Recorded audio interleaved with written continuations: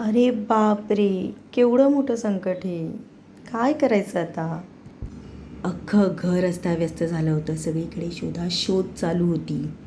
अगदी सगळे हैराण झाले होते. AC सुरू असूनही घाम फुटत होता. काकांना तर अटॅक येतो की काय अशी परिस्थिती निर्माण झाली होती. काय झालं? अहो, हरवलंय. काय? सोन्याची वस्तू? पैसे? हिरे मोती? नाही हो, त्याहून महत्त्वाची गोष्ट हरवली आहे. टीव्हीचा रिमोट हरवलाय. बाप रे! अरे सापडला! हे शब्द ऐकताच सगळ्यांच्या जीवात जीव आला. हुश, बरं वाटलं. असंच असतं त्या रिमोटचं. तो हातात असला की सतत चॅनल बदलली जातात. कोणता कार्यक्रम बघायचा यावरून भांडणं होतात.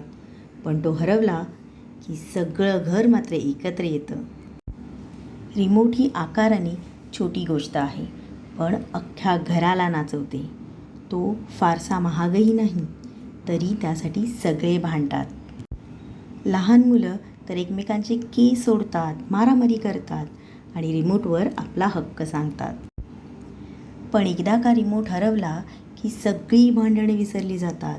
मग घरातील सगळेजण जणू काही CIDचे अधिकारीच बनतात.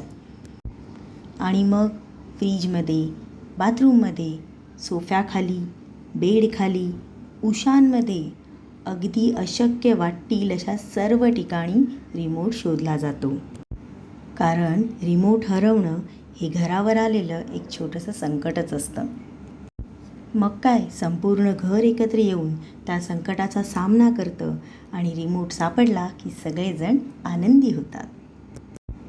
पण हा आनंद फार काळ काही टिकत नाही. कारण काही वेळातच त्या रिमोटसाठी पुन्हा घरात छोटी मोठी भांडणं सुरू होतात. तुमच्या घरात रिमोट हरवल्यावर काय होतं हे कमेंट करून सांगा. आम्हालाही आवडेल ऐकायला.